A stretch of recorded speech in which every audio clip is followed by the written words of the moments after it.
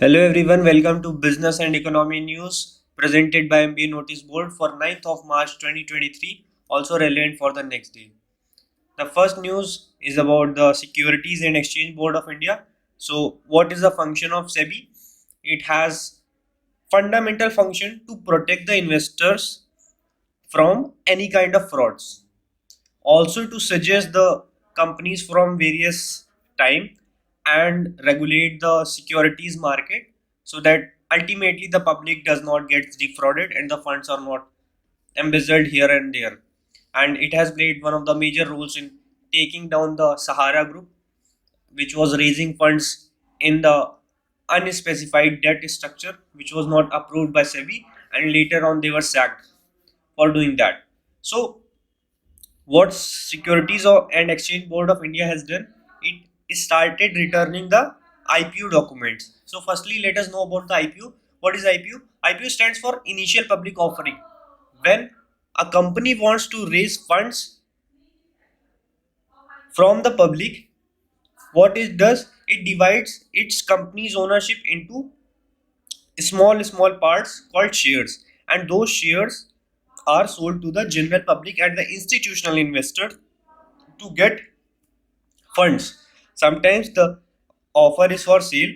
The when offer is for sale, then the funds are utilized for the personal purposes of the people. Like someone has 20% stake in the company, and the company does IPO, and after IPO, when the shares are purchased, that 20% shares sale, whatever the funds they get, they utilize for their own purpose. In general case, the funds are used for company's purposes, and also there are certain time limits that uh, you have to be remain invested for 18 months at least after IPO. It is for the promoters so that they don't just pump and dump with their company. So SEBI has started returning their draft prospectus. What is a draft prospectus? It is also sometimes referred to as red herring prospectus. So red herring is a bird. It is very shiny, attractive, kind of colorful bird with vibrant colors. And draft prospectus is a document. It contains company's financial statements, its vision, mission, objective, strategy, action plan, all those things, plus various other things like the director's message, who are the chairperson, what the company plans to do in coming years, what is its current position in terms of revenue, all these things. And it is mostly done to attract the investors. Hey, come invest in my company, right? So earlier, what used to happen, the companies used to file a draft prospectus, and later on these draft prospectus are changed and tweaked from time to time. Then it becomes a red herring prospectus, and then it is gradually transformed into final prospectus. So what SEBI has said, it has said, just make it proper. We will not allow any further changes. It must be fully compliant and no changes will be allowed. So, as you know, nowadays a lot of startups are raising funds and then getting IPO. And recently, you can say that Paytm, Nika, and LIC, although LIC is a very old corporation, all these IPOs have failed miserably. So, even the investors are cautious whether to invest or not, and also they have been massively defrauded in these cases. So all the companies have recently turned their focus from valuation towards the profitability. Thus they are making the changes. Recently Mama Earth also withdrew from the offer, and Adani has to withdraw from the FPO, that is the final public offer, due to the Hindenburg report. The next news is about the Mudra loans.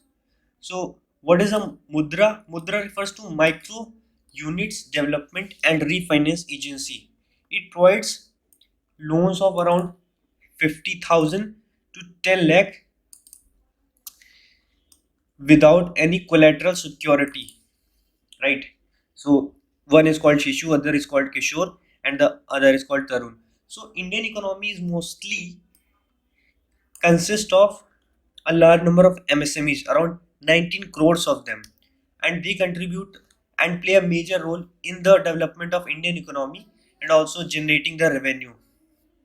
So this Mudra scheme has been mostly focused on the rural economy, because as you know, most of the population lives in the rural sector. Most of the corporates are in the, you can say, Delhi, NCR, and the Chennai, and the Hyderabad, all the metro cities. So this thing is focused on the rural economy, and it has been set as a marker. So it has surpassed disbursal of around 3.56 lakh crores, right? So this is the data point that has been given, and it was launched mostly for the purpose which I have recently explained, and there is no collateral involved. Still, the banks need to know certain things about you before they disburse the loan. The next news is about the HUL.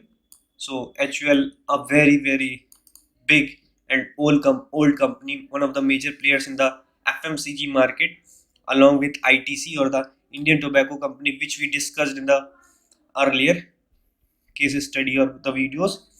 So it has been setting nano factories. So what is a nano factory? It is a small scale manufacturing unit, sometimes mobile. It can be shifted very easily from one place to another. Mostly these are constructed near the large factories, but it can also be shifted on wheels to the new locations. So it is one of the part of the operations management, you can say, to enhance the productivity, to keep up changes with the market demand, to practice just in time GIT, all these things. So it has planned to set up nano factories for D2C brands. D2C brands, direct to customers, like the boat. Boat is a famous example. So what they do, they manufacture and directly sell through their own platforms and various other platforms to the customers. It saves their cost in terms of the wholesaler, the retailers, all these things, and also the process becomes very streamlined and efficient, right? And these are certain, you can say, benefits. Lead time is reduced by 40%, wastage by 30%, and agility is improved by 30%, right? So it has been setting this as a for a strategic reason, which mostly companies do not reveal, but you can just make a reasonable guess seeing what is happening in the market. Like more and more D2C brands are coming up, so the old or the major big players have to keep up with them also, right? The next news is about the Walmart group. Walmart group, firstly, the two major things that you need to know about them is that it is a majority stake owner in both Flipkart and PhonePe. PhonePe, India's biggest payment platform, mobile payment platform. The maximum number of transactions happens through this. Then there is Paytm on number 2, and on number 3, I guess there is Axis Bank. There is some bank on the third place. Maximum number of transactions happen through this. And Flipkart, as you know, that it was purchased by them for around 19 to 20 billion dollars. Although it is still a loss-making company. Later on, Walmart was also regretting, because a different policy was launched by the government with respect to the retail sector. So its CFO, John David Rene, what he has said, that India is likely to surpass China to emerge as the Walmart's largest international market this year, right? CFOs make a lot of calculations. They are people with the Excel sheet with the numbers game. They do all the cost benefit analysis. So certainly they must have made some predictions, but also they are based on a lot of models which are probabilistic and sometimes not very accurate. And it has been in China since 1996 with 43 Sam's Club stores and 322 Walmart supercenters. So in India, it operates also on the name of Best Price of Flipkart, all the different brands. People have not that much awareness about Walmart in India, but Walmart is very much famous in USA, because it is a major player there, or one of the major players besides Amazon itself. And it has mostly focused on the brick and mortar shops, in contrast to the Amazon, which focuses on online sales, right? And Its founder is Mr. Sam Walton, one of the also the richest people in the world. The next news is about funding of startups. As you know, when the startups became mainstream, there was a lot of news that this company is raising this much funds, that company is raising that much funds. So in quarter 4 of financial year 21, there was around fundraise of $11.25 billion and 726 rounds. Like there are different startups in series A, series B, seed round, all the different rounds combined together, they raised around $11.25 billion. In quarter 4 of 22, they raised around $3.5 billion, or 300 in 312 rounds, which was a massive decline of around 75% or something. So, as you know, that companies have recently started focusing on the profitability, because all the startups which came on Shark Tank India were mostly, you can say, non-profitable. All mostly, you can say, more than 70%, or even say 90% of the startups are not profitable. Even if they're making profit, it is only in the books. They may not have even that much cash position, they may not have the profits in the form of cash. One of the great examples that we hear about a profitable bootstrapped startup is about the Nikhil Kamat's Zerodha. So Zerodha Broking is making a lot of profits, and the news is about it. You can just click on these links, the headings are clickable, and go to the web page, read more about it.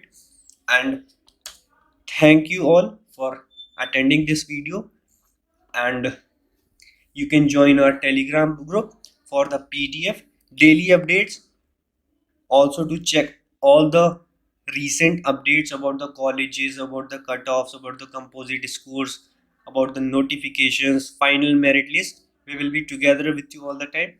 Thanks a lot for attending this. All the best.